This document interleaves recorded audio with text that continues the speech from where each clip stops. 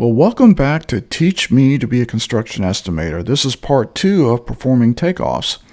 And we're still in that complimentary drawing set that they give you when you download Plan Swift. We're in Plan Swift version 11, in case you're following along. If you're in Plan Swift 10, it should still work as well. But there is some features in Plan Swift 11, especially on some of the tools or the icons that might look a little different. So last time I think we were in this page. We were in level 1 floor plan, where we were using some of the basic takeoffs, some of the basic icon takeoffs up in here. Area, linear, segment, and count. We went through that, so we won't go through that again. And if you want more information on doing takeoffs, we do have a regular Plan Swift Basics course that you might want to go through if you're still unfamiliar or need more practice with it. Well, we're going to minimize this over here, and we're going to go to our Footing and Foundation Plan, S101. And we're going to do a takeoff of first the strip footing that's for the foundation. Then we're going to pick up the footers, the column footers, and then we're going to pick up the slab on grade. So certain places I might speed the video up so you're not having to wait on me see but you'll get a good idea of what we're doing. So we're going to start in. This is already scaled. If it wasn't, we would need to scale the drawing. If ever you try to start a measurement and it's not scaled, there's going to be a pop-up window telling you have to scale it first. So it's not like it's going to let you scale it if it's not scaled.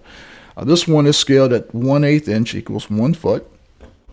So we're just going to pick, for the strip footings, we're going to pick a linear. And we're just going to say that's probably a 2 foot wide footing. We haven't measured it, but for right now we'll just say strip footing. We can determine the actual width later after the facting. And we're going to pick a light blue and solid. Really nothing else we need to pick. We're going to hit OK. And we have to make a decision. Are we going to do our line on the inside, on the outside, or in the middle? I typically try to put things right in the middle.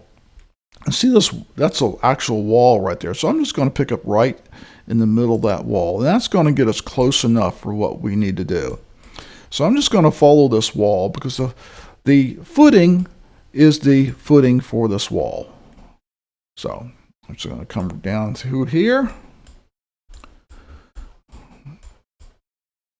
And remember, you don't have to be crazy accurate. Get it in the middle and it's going to be close enough. We're talking inches, not feet usually. And I'm just going through these bigger footings, these column footings, like they were never there. And just following this wall around. And sometimes you got to kind of guess where the middle of the wall is. And we close that. And I either click on the digitize record to stop or I escape. I'm used to I've got one hand always on my keyboard here, so I just hit the escape.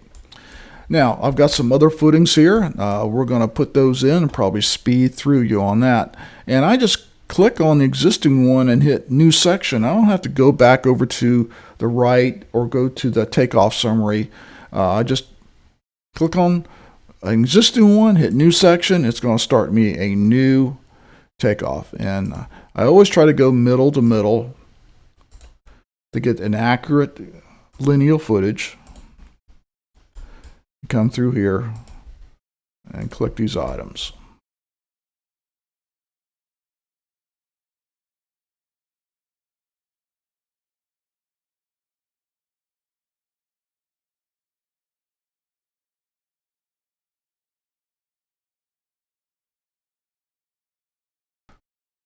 Now, if I use the segment tool versus the lineal tool, then I'd just be clicking. But I had so many corners here, I just decided to go with the linear.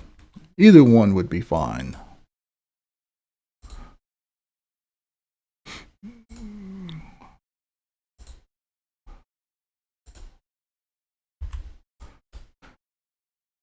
And watch this trick.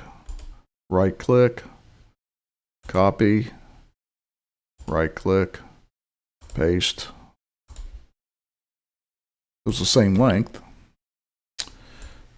So we got one more section over here. This other, it looks like a, that's probably a retaining wall footing. So we're going to hold off on that one. This is the building wall or the foundation wall footings. And I might not have captured them all, but that's good enough for now. So if we go to we go to our takeoff summary. We're looking at the takeoff summary from the other items that we've either worked in before or that Construct Connect has supplied. But see, our bottom item here is we basically have, if I double click on it, we can bring up our form, and it basically says that we've got 1,281 lineal feet and change of footings. All right. So now I want to count these actual footers that's in here. And this is like the F1 footer. So I want to count individually each size footer. And I can there again pick the color. I'm going to pick orange for those. And I'm just clicking, and the only thing I'm making sure is this is an F1, because I want to be able to count the different size footers, because that's going to amount to a different quantity of concrete. And we're going to show you later on how to actually take this count and turn it into actual volume.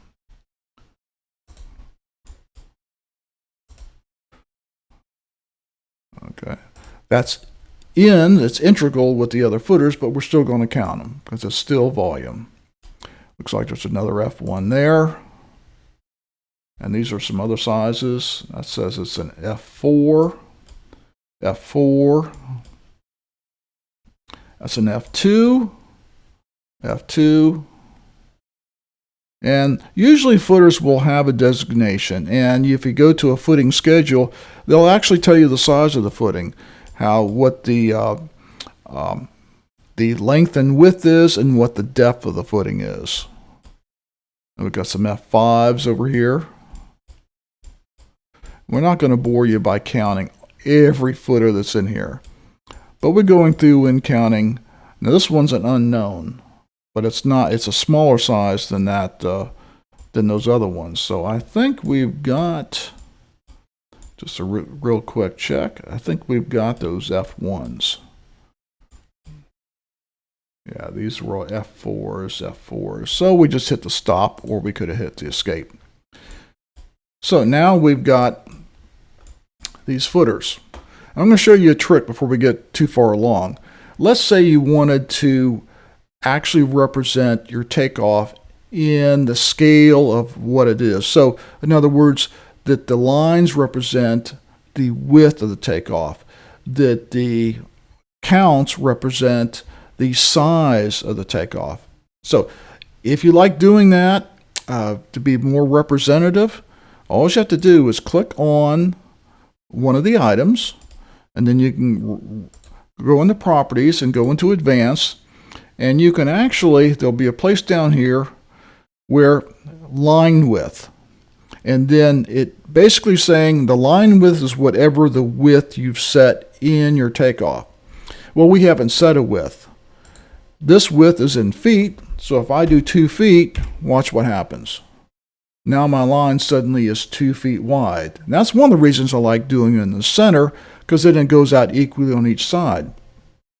I think this box, when I measured it earlier, was actually about 30 inches, so I'm got 2.5, and that gives a more realistic example of what the footers actually look like.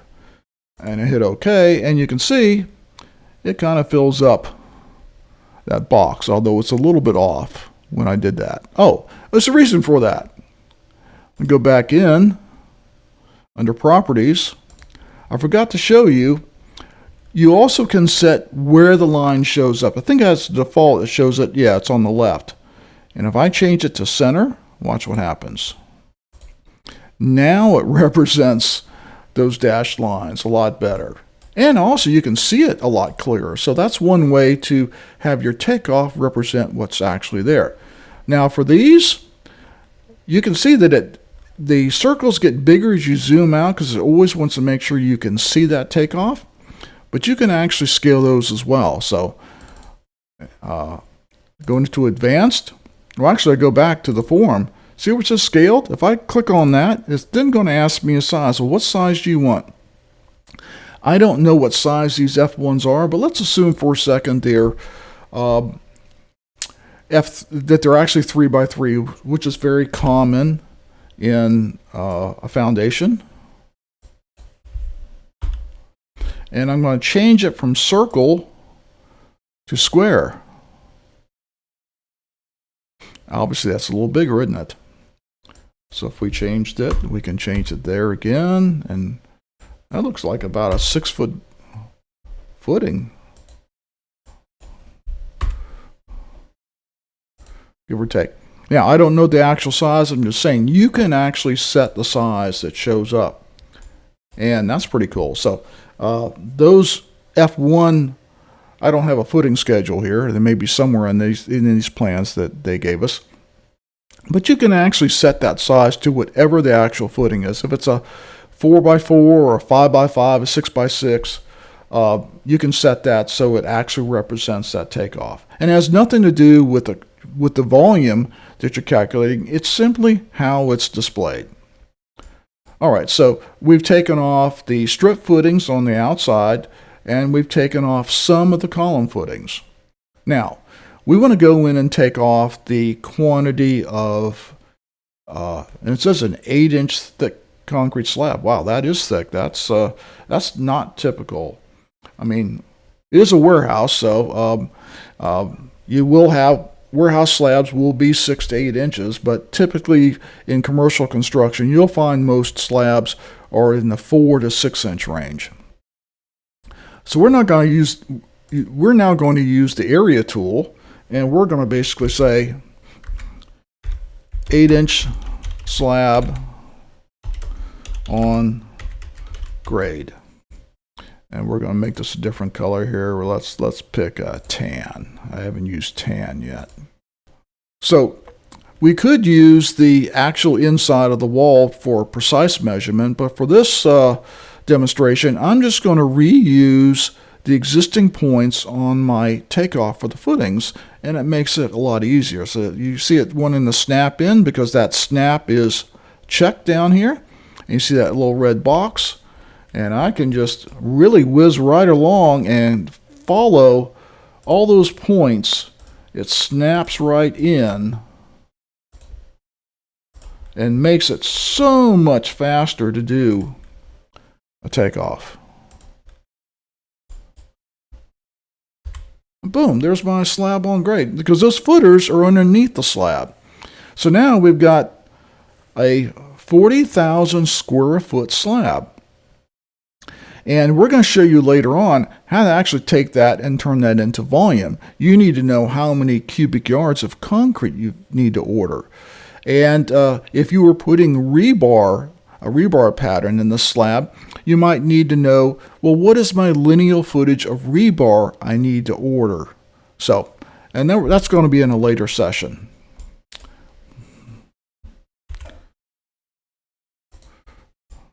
All right.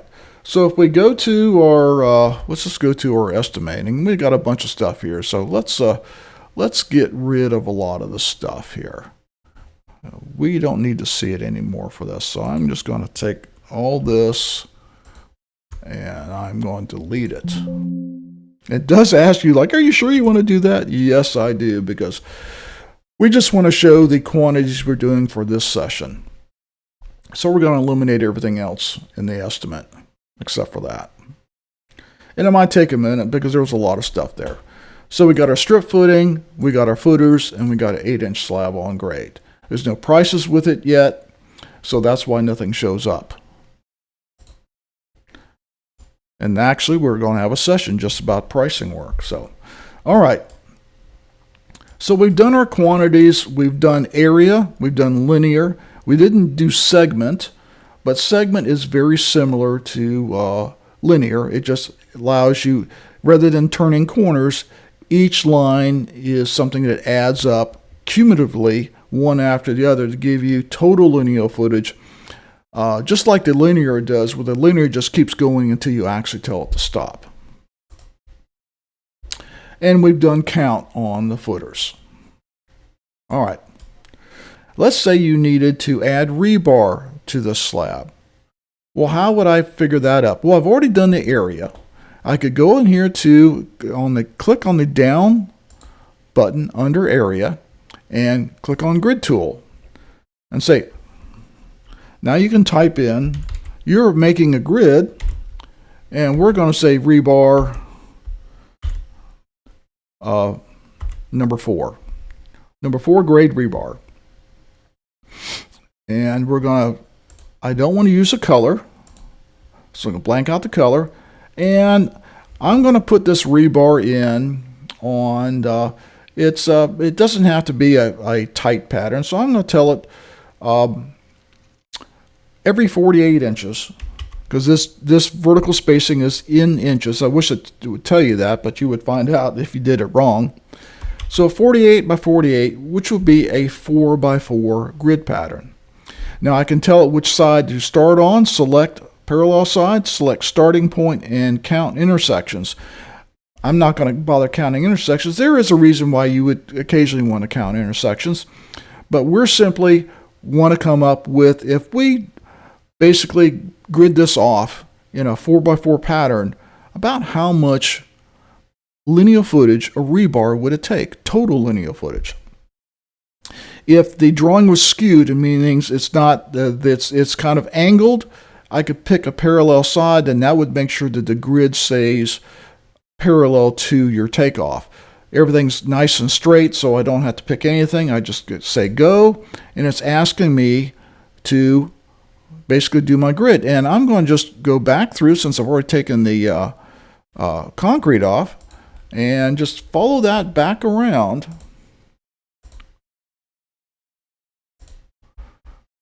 And just zoom in a little bit. And watch how quick it can tell you how much rebar you're going to need.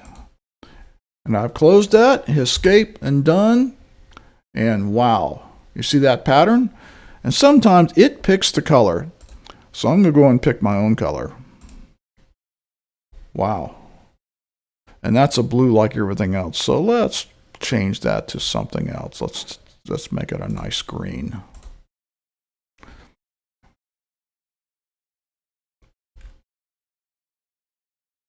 And I could turn everything off if I wanted to and just see the rebar. Wow, that was easy, wasn't it? And if I go to my estimating tab, I now see that it says the grid lines is basically the cross sections. So it measures the area, 4009. You see it's the same exact as 8 and slab on grade. What you're looking at is there's 40,000 square feet of rebar to put in, but you've got 20,211.52 feet of rebar to install. And if you broke that down into, well, how many 20-foot sections would that be? You get an idea of how many actual 20-foot lengths of rebar you'd have to buy, and then you could put in, obviously, waste. And then from there, you could also add in your dowels and other things. So this is just one quick way of how that grid tool is so powerful. Now, in my case, with demolition, I'm measuring the concrete just like we did here, because I need to know what the volume of concrete is coming out. And then I'm doing a pattern of cutting based on how I'm getting it out. Am I getting it out by hand? Am I getting it out by machine? What is my pattern of cutting? How much cutting am I going to have to do to get that concrete out? And I would do this very same thing. The only difference is I have an assembly built that helps me do this, where I take out the concrete, I do the cutting, it's priced out for me, and it's quick, quick, quick. All right, so we've used another new tool, the grid tool. And let's see if there's, now this might be helpful. Wall area. Let's click all this stuff off for a second and go back in and just pick up our, not our footer, our strip footings. All right, now I want to measure wall area. So I'm going to go under linear here and I'm going to click on wall area. And it's going to give me a couple of few neat things, like one, how many wall sides are there? If you were doing, for example, a sheetrock, you needed to know how much sheetrock, you would say 2 sides. So it measures the wall twice, gives you your total square footage. We can set the wall height, and I'm going to set the wall height for 10 feet. And even if it's not in the pull-down menu, you can type in the number, because some places it's 12 feet, some 14 feet, whatever it might be. And I'm going to say that this is a CMU wall.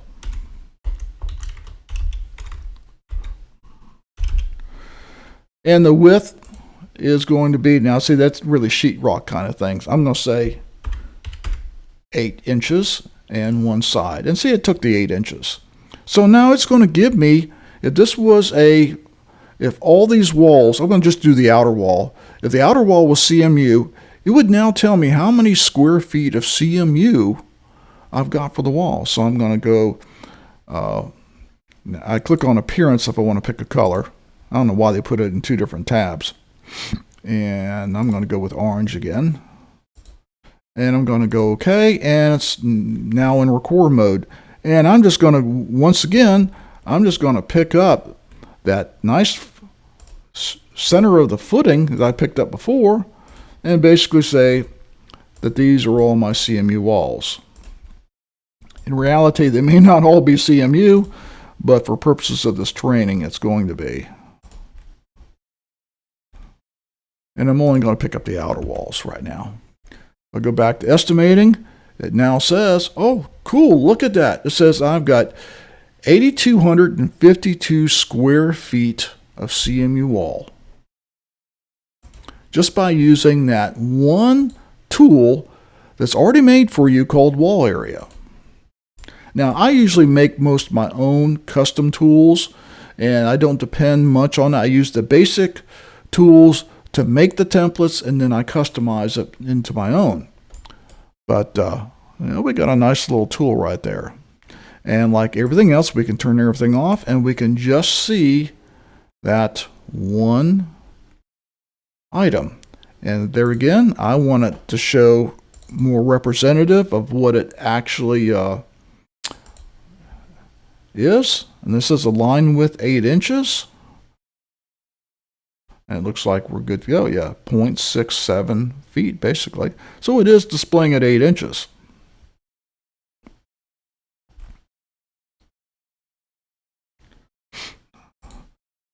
And I can say center, so it's more accurate to that.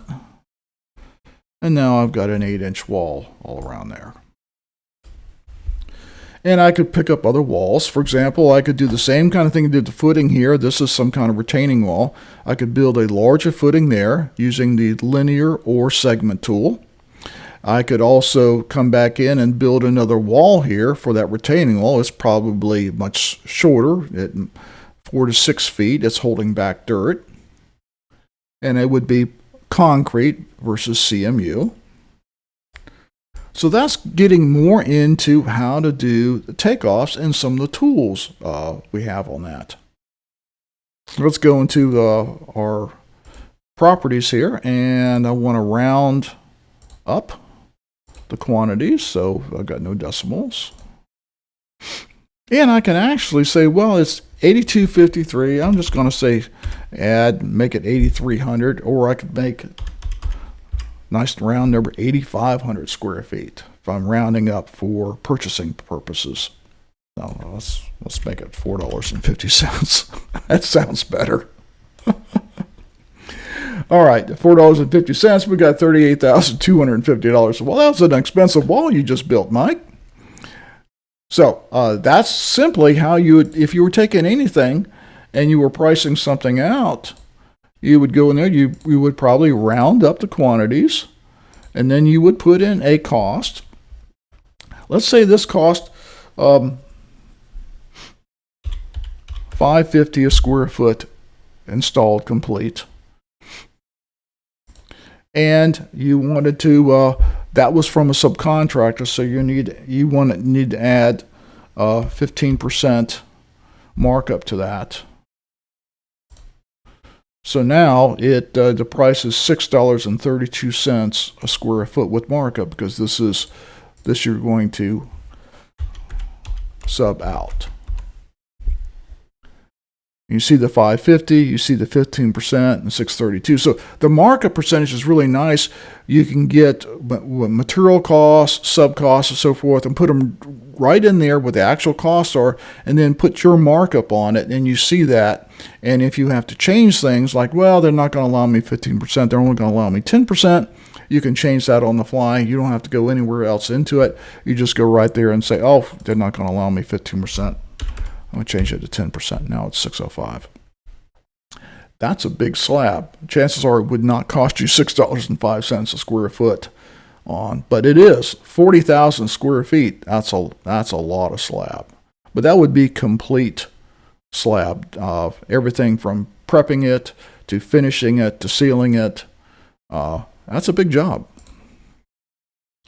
And there again, I'm not a concrete contractor anymore. I have no idea if that $6.05 would actually get it. Probably too expensive. But you get the idea. All right. I think we've shown you enough on part 2 of performing takeoff. And so on our next episode, we're going to take these actual ones we just did, and we're going to turn them, so you've done a takeoff. Now that I've done a takeoff, how do I turn that into a template that I can reuse to save time? And those templates can actually be priced out as well. So you could have everything you need in that template. Volume quantities, other items you have to buy that are automatic with it. For example, vapor barrier. You've got to buy vapor barrier with this with the slab. You could go ahead and figure your 57 stone based on the area. All those things could be in there with pricing to a total assembly that says, when I've got this many square feet, it's going to cost me this many dollars. And all I have to do at that point is play with the numbers, play with the dollars, make it more competitive, right? So, thank you for coming on part 2 of performing takeoff. And next time we'll be getting into making these takeoffs into templates. See you then.